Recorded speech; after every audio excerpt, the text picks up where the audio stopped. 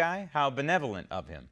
For 3 million other residents of Illinois, forget about it. The mayor of Chicago, Lori Lightfoot, has got her heavy foot on the throat of liberty, and so this is being repeated in blue state after blue state after blue state, even in some red states.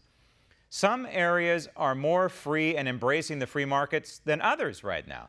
It's making for a rather jagged recovery that, frankly, many businesses will not survive. Joining me now from Southern California, financial expert, president of Wilsey Asset Management and Daily Ledger contributor, Brent Wilsey. Brent, 24-hour fitness, or 24-hour fatness as I like to call them.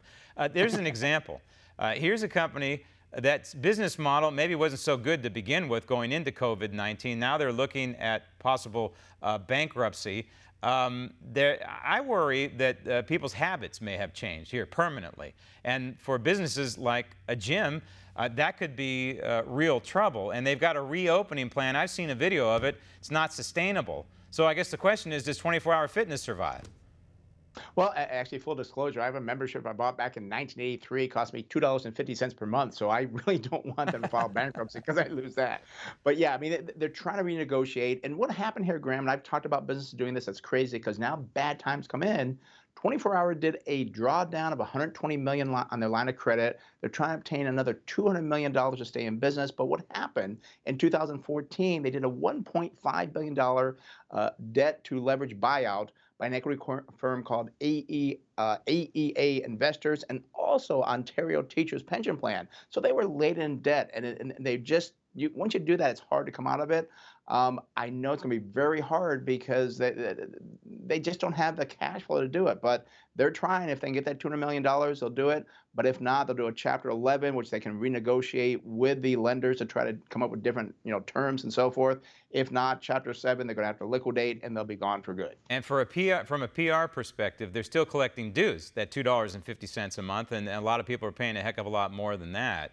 And I think that that's a huge mistake. They should have suspended. At least they're collecting my dues, full disclosure. And by the way, Brent, I checked 24-hour fitness locations, and they're mostly in blue states, which could be real trouble for 24-hour fitness as these governors delay reopening their economies, and that, of course, affects people being able to work out or not. Consumer spending, it's the worst since Eisenhower. You and I, we weren't alive for Eisenhower. Is there a silver lining to this one? Well, we can't expect anything else. I mean, the spending was down, what, 13.6%? Well, where are you going to go spend your money? There's no place to spend it because everything's closed, or we're starting to open, but still a lot of things closed. And the other side of this, Graham, is that the U.S. savings rate went from up to 33%. Now, it had been rising back in 2000, about 15 years ago. It's like 4%, was up to 8%. So comparison, we're now 33%. I've talked before on this program and before about the liquid money, the money that's out there in M1, M2, now 22 trillion. We're going to hit 25 trillion, wow, I think, in the next month or two. And this is positive for the economy because we now have capital for investment. But the thing is, we need to get the economy open so people can start spending the money. And I talked before in April about the boom in the summer. Well, it's not happening because places aren't open. Right.